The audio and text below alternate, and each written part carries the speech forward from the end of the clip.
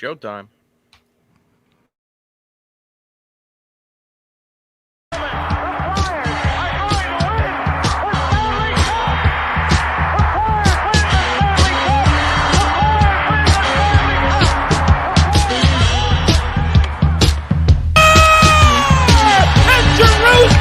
He deflects it by NTDM, and the Flyers have some magic left.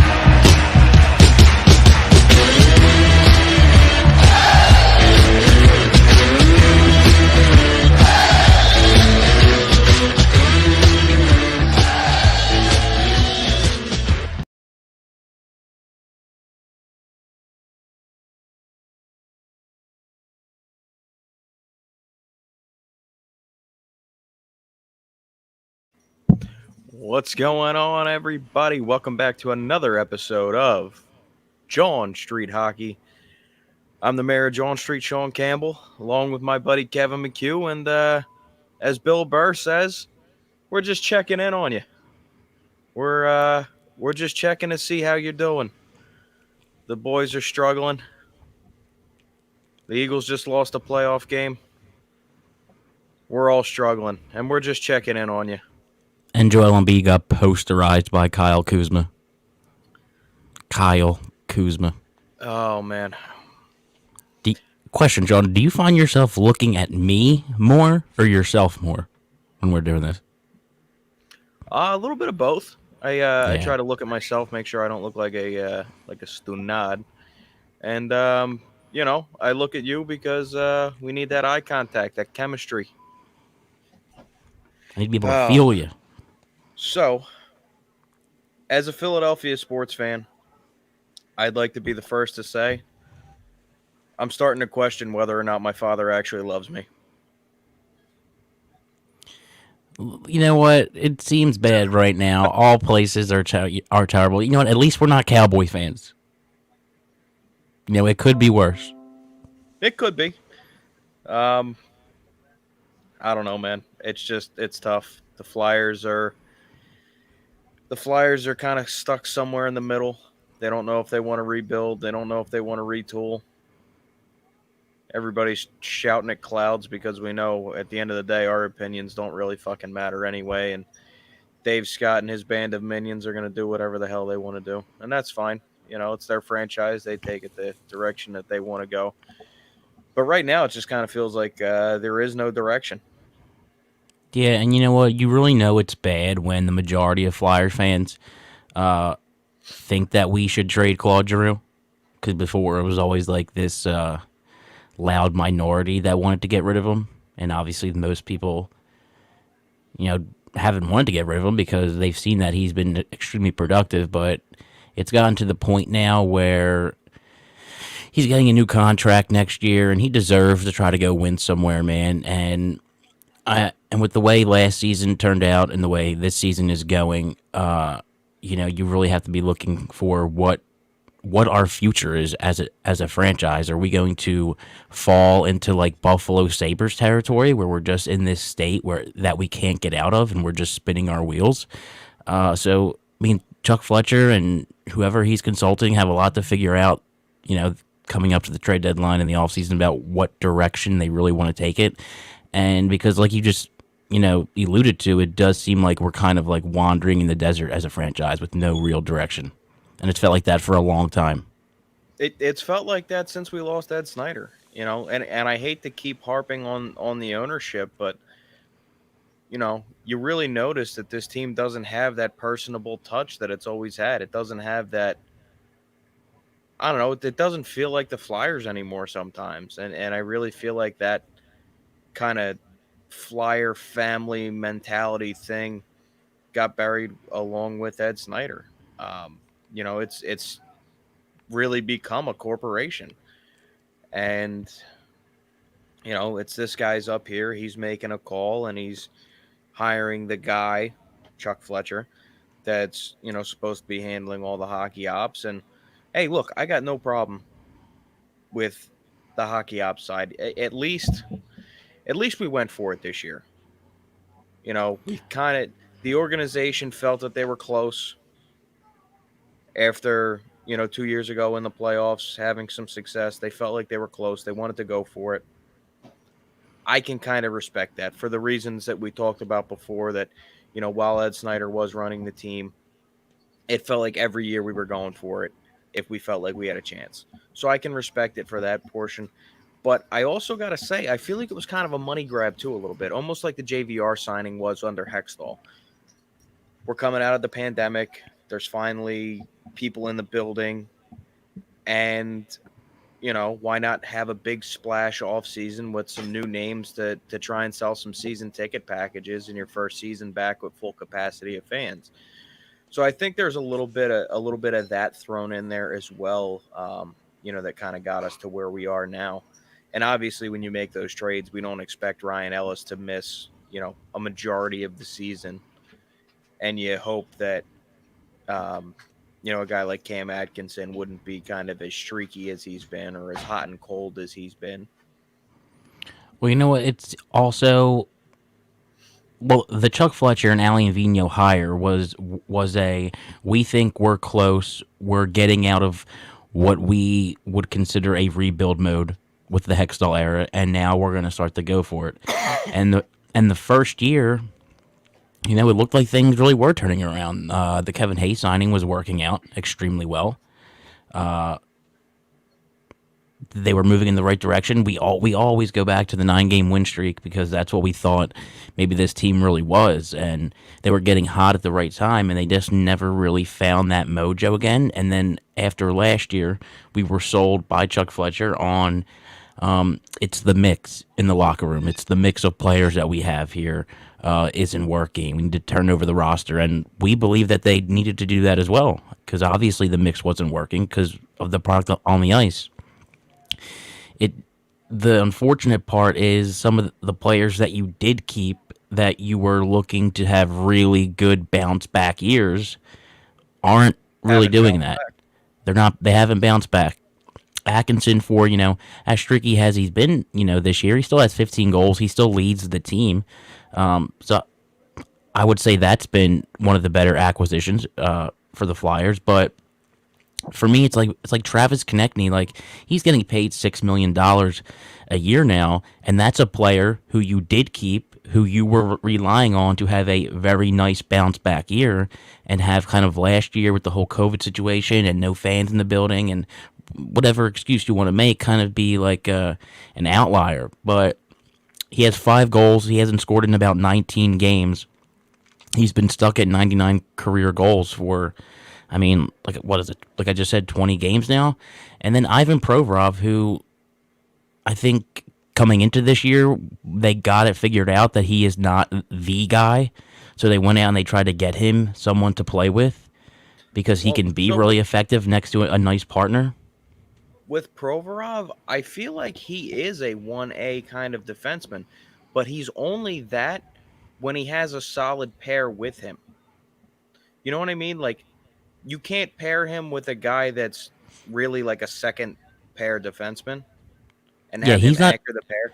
I feel like he operates better when, I feel like having that other guy that he can kind of rely on at least a little bit, it just kind of helps him play with more confidence. You know what I mean? And I kind of feel like when he has that guy that is there to instill confidence in him and, hey, if you fuck up, I'm here, I feel like that's when you get the best of Ivan Provorov. Yeah, he brought up Kevin Hayes there. In all honesty, if the rebuild that we, our mini rebuild or whatever you want to call it, that we went through under Hextall, if that was even remotely successful, I don't think we even make the Kevin Hayes signing. Kevin Hayes wouldn't have been signed if Nolan Patrick was the player that we were sold. If he, we were sold a false bill of goods on him, if he's your true 2C guy that he was sold to us as, you don't sign Kevin Hayes. Or even really kind of money. Or even if any of the, forward draft picks worked out. If any of them worked out, he took, the Germ. We've all heard of the Germ. Maybe he's played a couple games in the NHL, but he's, like Bob Clark alluded to in that interview he did last week. We missed on quite a few draft picks that haven't worked out. Players who aren't going to be here and eventually make it to the NHL. There's what, and that one first rounder that worked out in Farabee? you know, I guess outside of if we're excluding Provorov from that, I mean, I think there's also Sanheim was a first round pick. Obviously the whole Sam Marin thing, which was Ron Hextall's first draft pick, as our GM, taking Sam Marin. That clearly hasn't worked out. Unfortunately, the kid has suffered a lot of injuries, which you never like to see. At times it can be a lot of I fun. feel like he could have been a great. I don't want to say a great player, but I feel like he could have been a very solid NHL defenseman if it wasn't for the injuries.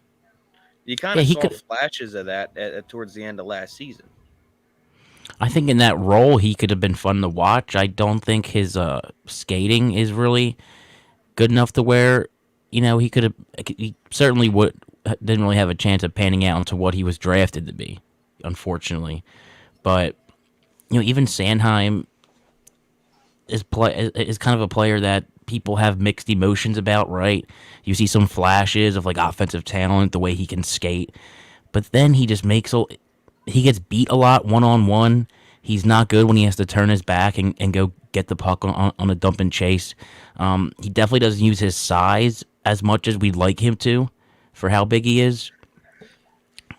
So you could say that we hit or missed on that one. I think Sanheim is an average player. He can play on a second D pairing with someone He's well. an NHL player. Yeah. It's not German Rubitsov. No, it's not. And Bob Clark kind of really. Dude, he trashed Hexy in that interview. Well, you know what, Bob Clark still works for the Flyers, right? So he still has to kind of save face for the organization. Well, and the other thing is, I think,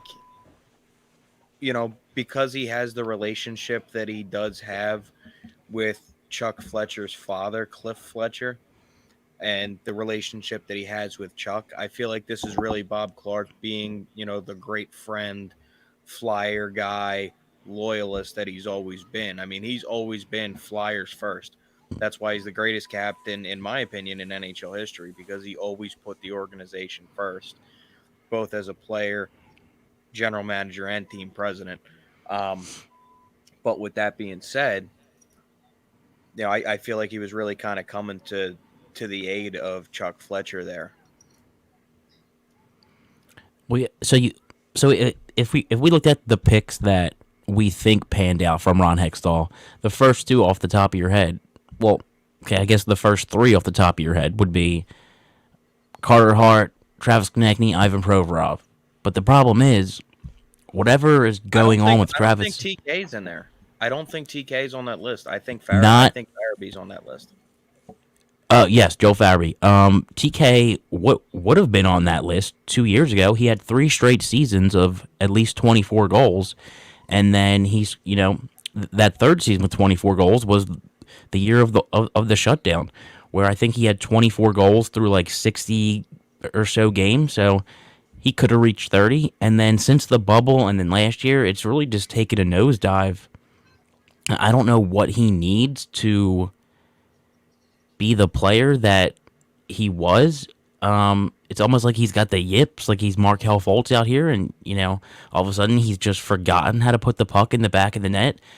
I hate to blame. He was ever supposed to be a 50 goal scorer either, but at this point he's not even a 20 goal scorer.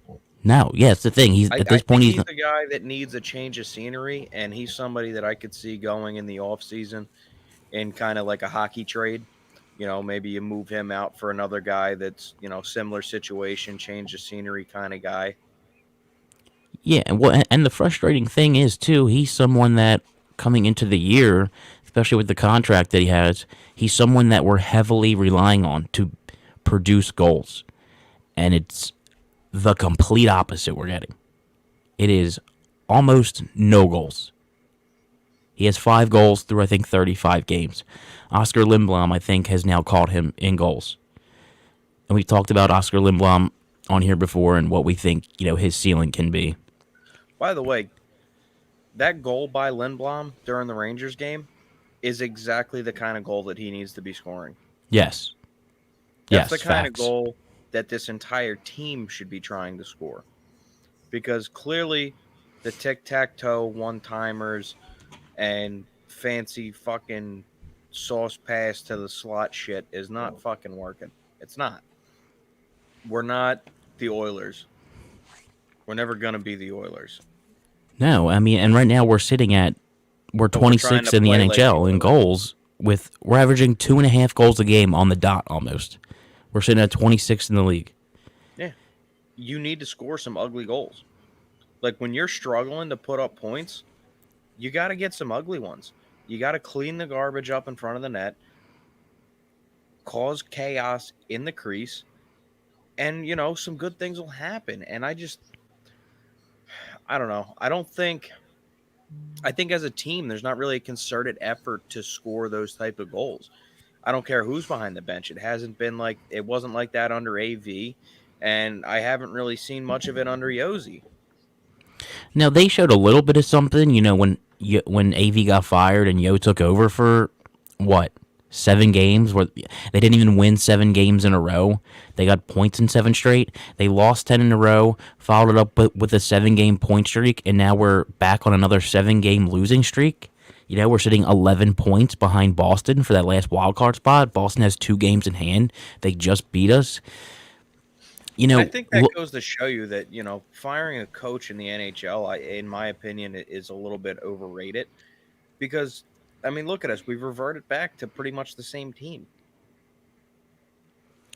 Well, I also don't think, I'm not sure if Mike Yeo is going to be a head coach after this year anywhere, not just for the Flyers. Obviously he could find himself in an assistant position again. I don't think anyone really thinks Yeo is like the long-term guy here. I think we're all expecting to be looking at candidates come the offseason. I think Yeo's obviously the guy to finish out the year, especially with the way it's going and us not even really being in contention. Right. I don't think there's a rush to bring a guy in before the season ends. Here's my problem. We're going to be doing a coaching search while also trying to decide whether we want to retool or rebuild. And whatever coach we hire is going to be judged based on results when, again, we don't even know what direction the franchise wants to go, if they're going to rebuild, if they're going to retool, and we're still going to expect results from a new coach. And the thing is, what does rebuilding is hard. It's so easy to say rebuild when, the Flyers are down in the dumps like they are, and we're, as a fan base, we're feeling like this. A rebuild could take a really long time, okay? Yes. But with that being said, what does a retool look like? Like, how else are we going to retool this? The thing that isn't working. It didn't work last year. It's not working this year. It really hasn't worked. So what does a retool look like? Here's my thoughts. I think there's a happy medium somewhere, right in between a retool and a rebuild.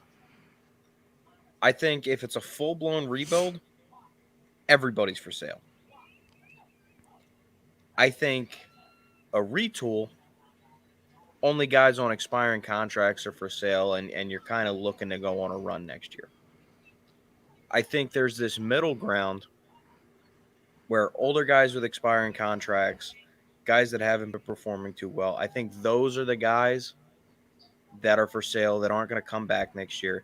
And I think you kind of put together this nucleus that you want to build around. Guys like, I think Provorov's a guy that you can still kind of build around. I think Farabee's a guy to build around. You can find him a damn partner, Jesus. Well, and that's the thing. They need to get somebody to play with this dude. Might be that guy. Ellis still might be that guy. Obviously, injuries have played a huge part in not only Ellis's season, but obviously Provorov's season, because Provorov's expecting to play this year with Ellis. So there were some articles being written where it was being claimed that Ryan Ellis may actually have a core muscle injury. And if that is the case, we know even when players come back and start playing games again, Kevin Hayes being an example, Giroux, I think it was 2015, went through something very similar. It takes a long time to get back to 100%. So, which means you might be able to count Ryan Ellis out for, next year too, if you count in the games he'll miss after surgery, and just how long it'll take him to get back to 100%. Now, At this point, I think you shut him down for the season. no doubt, there's no reason for him to come back and play at all, unless we go on a 10, 11, 12 game win streak starting tonight. There's no reason for him to come back and play. Ryan Ellis. Even if we do go on an 11, 12 game win streak, we've seen that before. I've Yes. read that book a million fucking times. I mean, with this Jesus, team. we're about to be on our second 10 game, losing streak of the season if we don't snap this against the Islanders, because we play the Islanders tonight here. I think is tonight at home, No, it's in New York. Puck and then drop tomorrow's in at home, 10 minutes. and then tomorrow's at home. Yeah, Yeah, because they're playing it back to back. It's a home and home series. Right. So, I mean, you know what? And the Islanders have played like 5 games recently because they've had a ton of their games canceled because of COVID. So it's not like, and they're not a good team. They're like one of the few teams who are below us in the standings. They're 30th in goals per game, so they're one of the few offenses that's worse than ours. And here's what's crazy. They're hanging around the bottom just like we are, but everybody's still stroking off Lou Lamoriello's ego. And they're still saying that he's one of the best GMs in the league. And don't get me wrong, as far as league history is concerned, Lou Lamoriello is up there. But everybody still touts him as one of the best GMs in the league. And okay, he's a good GM, but what are the results? We know what I think a What are lot the of that's results since he's been in Long Island. Well, they've been very competitive. It's just, it's unfortunate for them that they've been competitive at a time where you happen to have run into a buzzsaw in the Tampa Bay Lightning, who is one of the best teams of the past 20 years. Yes. And I will say this, the East is definitely top heavy. Yeah. So, I mean, they're having a down year now, but they've played a lot of hockey. They've gone to the Eastern Conference Finals, I think, twice in the last 5 years, maybe 3 times. I think it was only twice. Can't say I'm sad to see them down there because I absolutely hate Lou Lamoriello. But I respect him as a general manager. I hate the crest that he's working for. Like, if we're being honest here, if I could flip a switch right now and swap Chuck Fletcher with Lou Lamoriello, I'm doing it. oh, no doubt. I mean, I'd love to bring friggin' Steve Yzerman in here, ideally. But I don't think Chuck Fletcher's going anywhere. Well, and Stevie Y ain't going anywhere either. No, hell no. Let's not act like Detroit's ever going to give him up. I think Stevie Y is going to end up kind of in like I don't want to say a Bob Clark role, because obviously Clarkey left the Flyers organization for a little bit before he came back. But, I think he's kind of going to be held in that regard. He's going to be a lifelong Red Wing from this point forward. Especially the way he's turned that team around up there. I mean, look at what he's done in a short period of time in Detroit. And that goes to show you what good drafting does. Oh, no doubt. I mean, drafting is huge. With good drafting, you don't even really ever have to do a rebuild, Correct. And that was one of the strong points also in Detroit under Ken Holland. Well, listen, it's not too quality players because they draft it well. It's not too often you're going to find players like Henrik Zetterberg and Pavel Datsyuk who do what those players did for your franchise outside of the top 2 rounds. What was Zetterberg, like a 4th, 5th round pick, like something like that? Things like that just really don't thing happen. Too. When you draft well and you're able to find guys like that in the draft, you're never in a situation where you don't have draft picks either, because you're drafting well enough to fulfill your team's needs that you don't have to go out and trade high valuable draft picks to get guys, because you already have guys that can fill those roles. Then at that point, you're addressing other holes through, free agency and, small trades here and there, hockey trades, and you don't have to mortgage your future. And all the while, you're still drafting studs. Right, and looking at at where the Flyers are now and where we've ended up, was it a good idea to get rid of that first round draft pick for Ristolainen? Not really. I'm not knocking on Ristolainen at all, but seeing where the team is at and how maybe we would have rather have had that pick and got another prospect. It was a top 13 pick that we had, Yeah. and then we traded just to get rid of Ghost. We traded a second round pick in 2023, which is supposed to be a deep draft. Would we like to have that pick back? Those Yeah, were two probably. picks that you would have liked to have had. Yeah.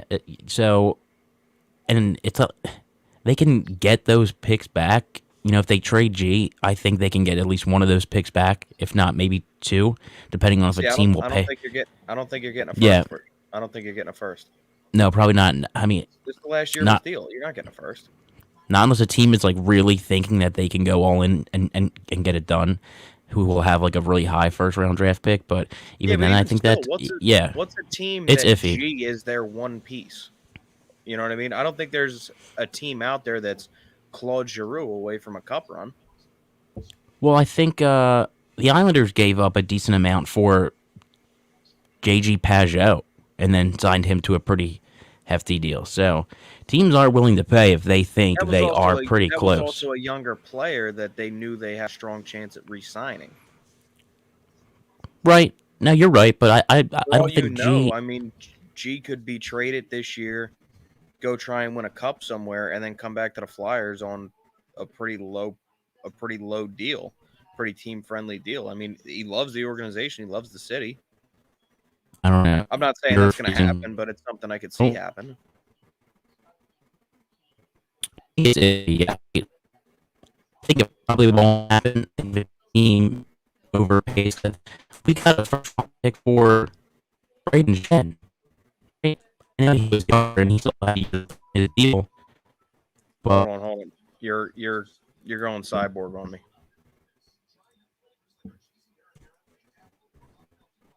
Try that. You got me on here?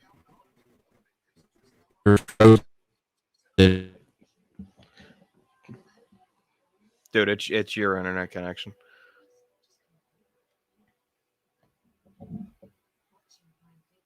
All right. Kevin will be back. He's having some technical difficulties.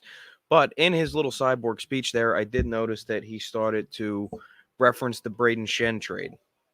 Nope. And he's back. I'm back. All right. There you We're go. good? You don't sound like a cyborg anymore. Yes. So I heard you starting to reference the Braden Shen trade and how we got 2 first-round picks in that trade. I will say, I think one of those first-round picks was Braden Shen. You got to remember, too, Shen had a little bit of tenure left on his contract.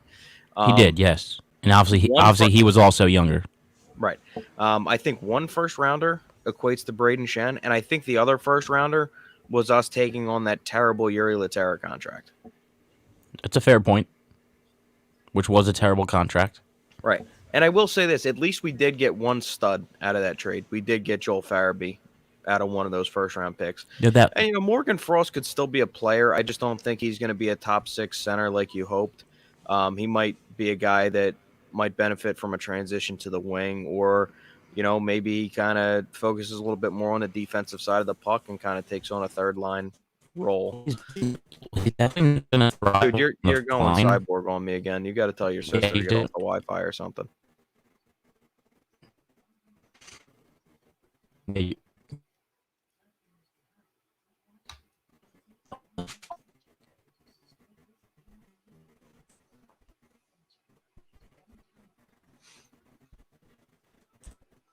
How you doing?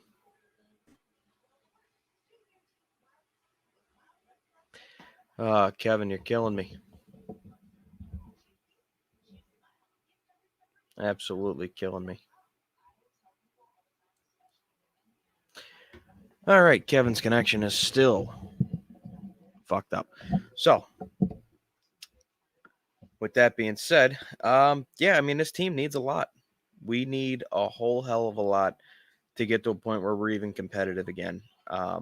We're just kind of a middling franchise at this point. Like Kevin said, we're a handful of games here away from going on our second 10-game losing streak of the season, which is absolutely horrendous. I mean, it's not something that winning teams do, obviously, right? You're obviously not going to win games if you're going on multiple 10-game losing streaks a season. And I don't know. I want a hockey team I can be proud of. I want a hockey team that drafts well. And I want a hockey team that's just smart. It makes smart moves. No, I think we touched on this in our last show. I think you specifically brought up whether or not if we are going to rebuild, is Chuck Fletcher the guy to rebuild for us, right? So, if I'm not mistaken, Cam York was the first draft pick of Chuck Fletcher, right? Yes, and he looks like a guy. Yeah, he looks like a player. He's one of the very few young guys that we can look forward to in the next couple of years here. He looks very poised and calm and relaxed out there, and he always has his head up. He's always looking for the outlet pass. He does move the puck pretty smooth and efficiently. He's very poised with the puck on his stick. Yeah, and he's something that I think the rest of this team really lacks. And he move when he's out there on the power play when they've given him an opportunity to quarterback at the point. He moves with the puck and he moves without the puck. He looks like a guy who can really come in and kind of be your answer to someone who can quarterback the power play from the point, right? Because I don't think any of us believe that Provorov can be that guy. And I mean, Yandel was brought here for that, but Yandel wouldn't even be playing if he wasn't about to break the Iron Man streak. So that's kind of out of the question. I thought Ryan Ellis could be that guy, but he's only played 4 games, unfortunately, and he's having his injury woes. So I think I think that's one bright spot for us right now. If we can look at something, Cam York? You can say all the things about Cam York. He needs to change his fucking jersey number. 45 is not doing it for me. 45 is Aaron Asham's number. I think Jody Shelley wore 45 as well. That'll change, though. Unless, I don't think that was his number with the Phantoms or in college or anything, right? No, I don't think so. I'm actually a big fan of like the single digit numbers for defensemen. Yeah, like I do like Provy's 9. It's a solid number. Yeah, or like the doubles, like you got a Paul Coffey jersey on there. Sick Paul Coffey jersey. The 77. This? Oh, yeah. Exactly. Not that that's a real knock on the guy that his number's 45. I just, I think that's got to change. I don't see a reason why he should leave the big club from here on out. There isn't a reason for him to leave the big club. I mean, he's clearly better than the revolving door of, 6th, 7th defenseman that we've had. Nick Seeler. Yeah. No, thank you. I thought Nick Seeler did fine for who he is and what we were asking him to do, but... Yeah, I mean, Nick Seeler's a guy that can step in for 4 or 5 games if you need him. He's a good cover injury or give a guy a maintenance day kind of a guy. But he's not a guy I'm trotting out there on my third pair every night. Especially when you have a kid in Cam York whose game translates better to the NHL than the AHL. It's just, at this point, I feel like we're kind of wasting time with him down there if we were to move him back down. I feel like Cam York, I feel like he could really benefit a guy like Sanheim. I mean, obviously, ideally, he ends up playing with Provorov, but I think at least Lisa's on camera. She's on camera. And she's like tiptoeing as if nobody can see her because she's tiptoeing. That's hilarious. So, I got a pillowcase out of there. Are we just going to ignore the fact that your sister folded your laundry for you? No, I did. I just left it on the dryer. You're a fucking liar. Am I? No, I'm not. Oh, man. All good. We're a few minutes away from puck drop here. They're getting ready to drop the puck. I've heard from Frankie. Is Frankie going to be joining us? Has he gotten back to you? He has not gotten back to me. But he knows he's got an open invite to come on whenever. He's pretty busy over there with our friends at Old City Sports Network. By the way, speaking of Old City Sports Network, the mayor, me, I'm going to be doing a guest spot on the Flyers Alley show, live and in person at the Iceworks in Aston, PA. We're going to be there for the Flyers game versus the Kings on the 29th. The game starts at 1 o'clock. We're getting down there, obviously, before that, pregame, postgame, intermission, the whole bit. You know what it is. And I'm going to be there on the panel with Jesse Bell, Frankie Stesk, and a couple of guys from some other great Flyers podcasts. So if you're in the area, make sure you stop on down. That's Iceworks in Aston, PA. Hope to see everybody out there. While we're talking live events, this coming Saturday, we're going to be back at Pike's Pub. Me and Curly, we're going back to Pike's. Another Saturday matinee, and we're going to be there drinking beers, giving stuff away, watching hockey, talking hockey, and talking with all you wonderful listeners. So make sure you pop on out on Saturday. What else do you got to do but watch hockey and drink beers with us? So we'll see everybody at Pike's Pub, 2nd Street Pike, Southampton, Pennsylvania, this Saturday as the Flyers take on the Buffalo Sabres. See you guys there. Also, one thing I'll mention, the Flyers right now, as it sits, are 8th from the bottom of the league. And, if the lottery goes as it should, where everyone slots, the 8th pick ain't too bad. But you know what? Moving up a couple spots wouldn't be too bad either. I'm just saying, I don't know if I mind that if we keep losing, especially if we're already, committed to this rebuild, retool, we should trade G at the deadline thing. Well, I think if nothing else, I think you trade G at the deadline just for him, so he has an opportunity to possibly win somewhere. No, I feel the same way. Like I said, I think we're at the point where most Flyers fans kind of want to see him go at the deadline, not specifically because, anything that he's done, but because we feel he deserves to go compete somewhere. Absolutely. I couldn't agree more. Let's see. Now, for the rest of the week, obviously we have the Islanders tonight and tomorrow with a little home-at-home series. The Islanders, I think, are a great team for us to play. One, because I feel like we always get up to play the Islanders, especially over the last few years. Okay,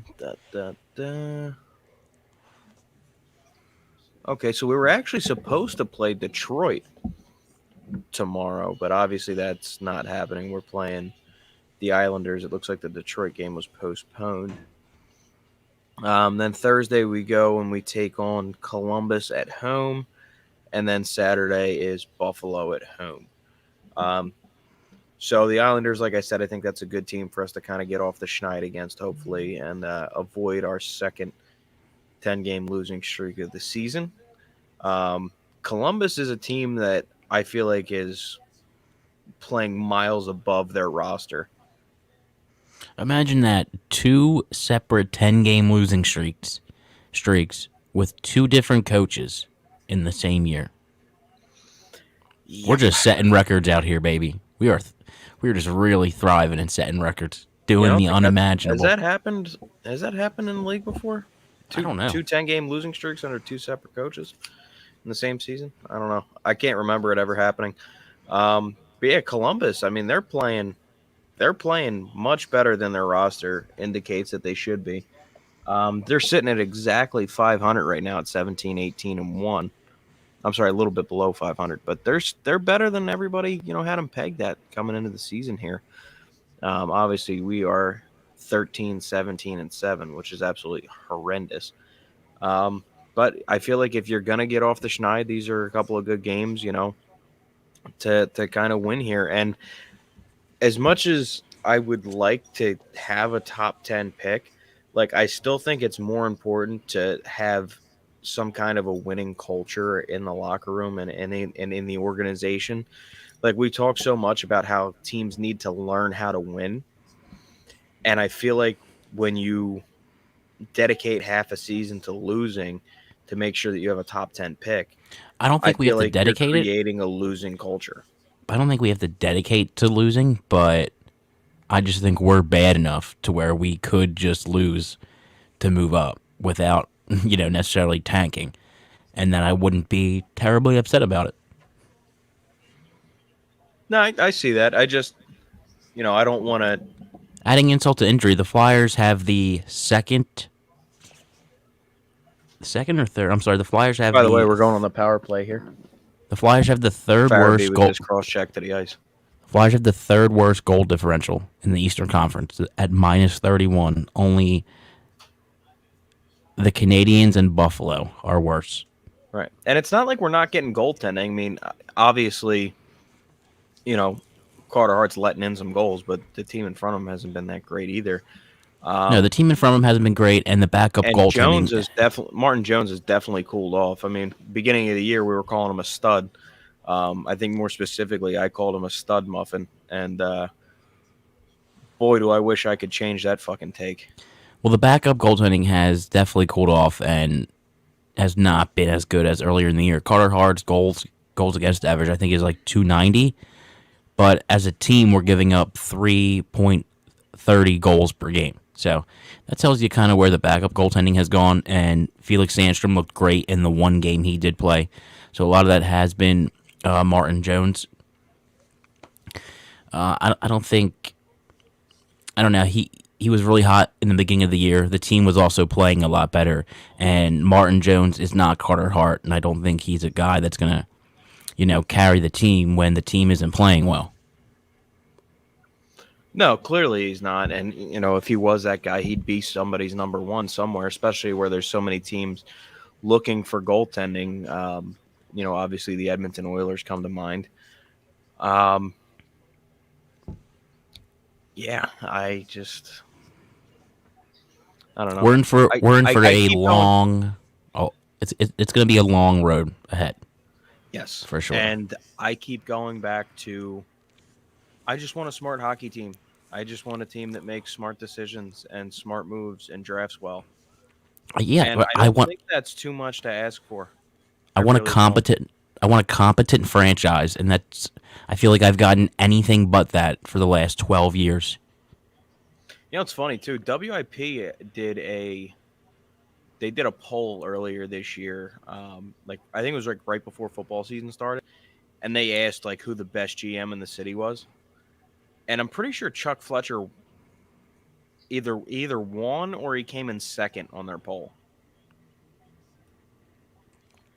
I guess you'd have to, give that honor to Howie Roseman still. I mean, listen, or even I guess you could say Daryl Morey because of his history, because of his history outside of the Sixers. Even though he's kind of sitting on his hands right now. What have you done for me lately? I mean, yeah, I hear you.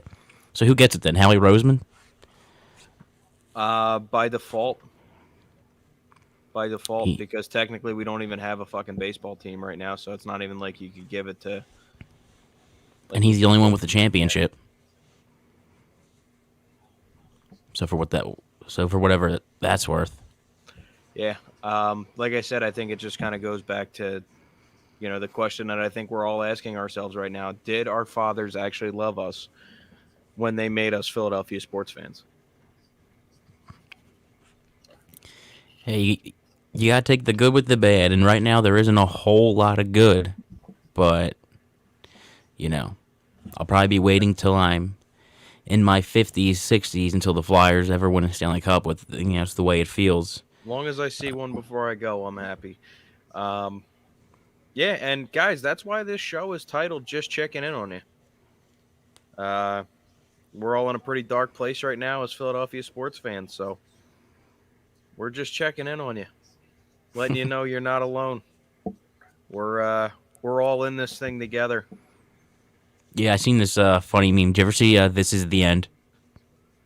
No. No, with Seth Rogen, James Franco, and all them. I have not seen that movie. Well, there's a scene where it's like, all right, there's like a big earthquake in the house, like the wall cracks, and he just puts like a piece of duct tape over it, and the meme was Philadelphia fan depression, and the duct tape was a Dallas loss. And it's like, that is so accurate. Yeah, that's probably the only thing keeping us from storming Broad Street. Yeah. I don't know.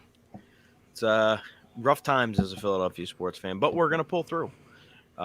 especially as Flyers fans, because I feel like we're a pretty tight knit community. As much as we all might yell at each other and scream about how Claude Giroux shouldn't be captain and whatever the fuck else.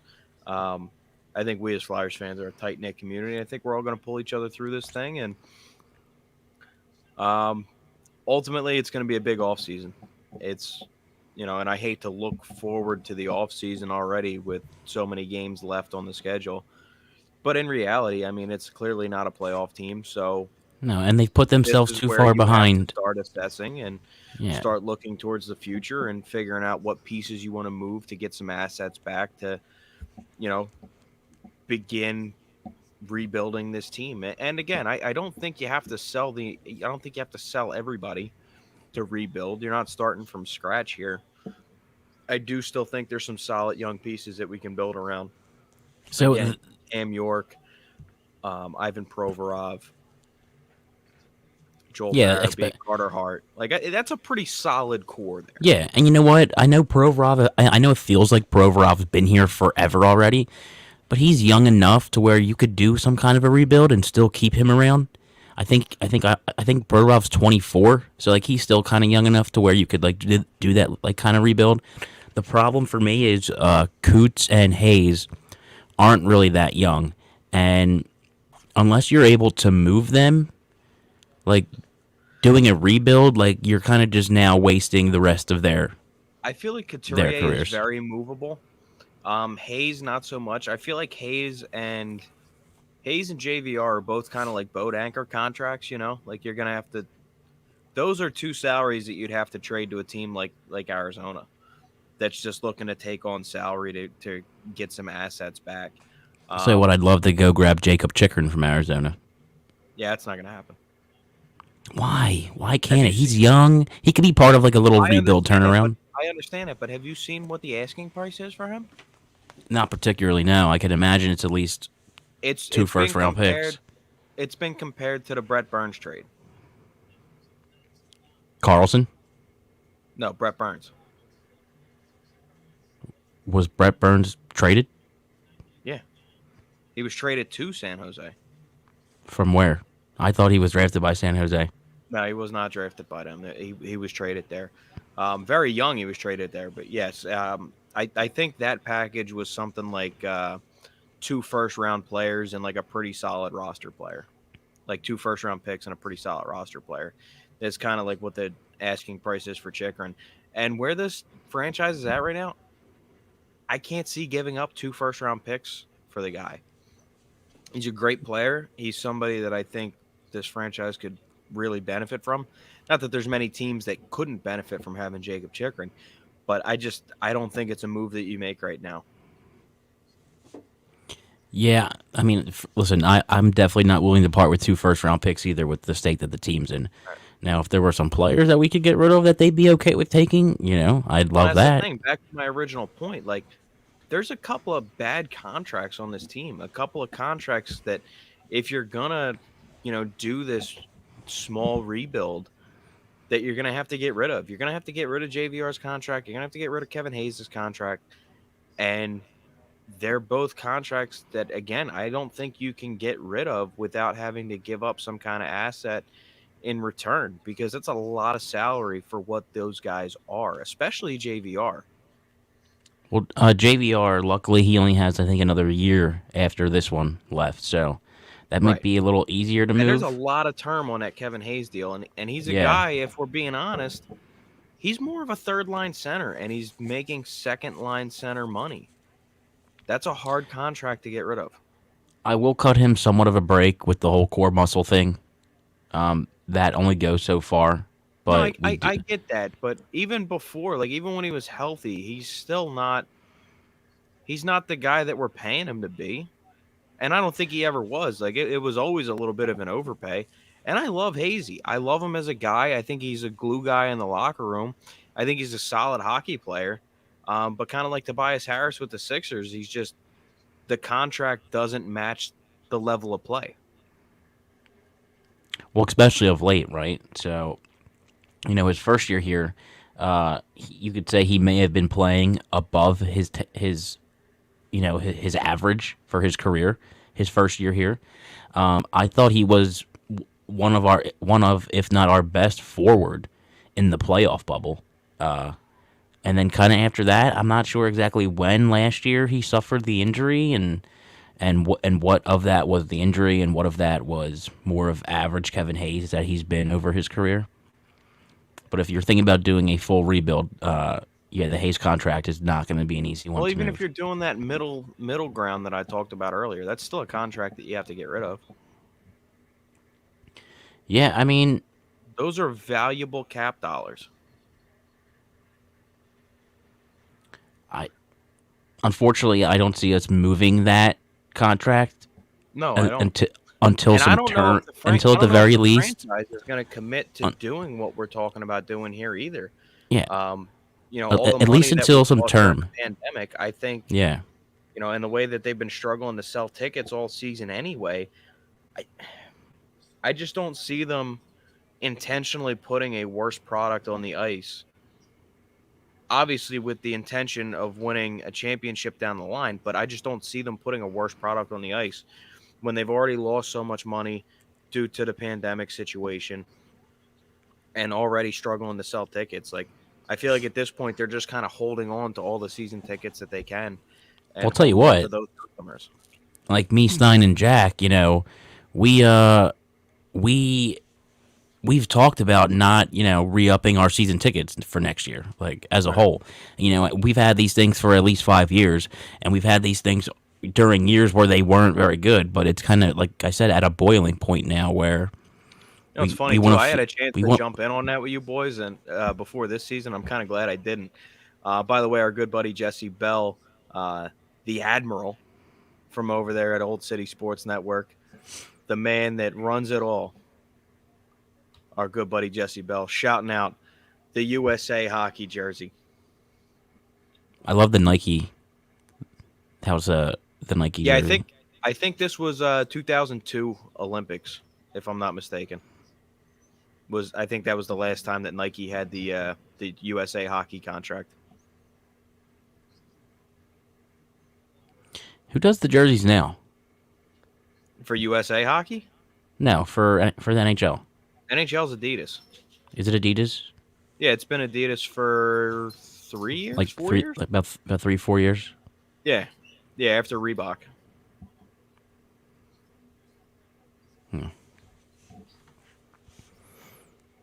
Remember the old Coho jerseys? Jesse Bell says he has a signed Jimmy Craig in the studio.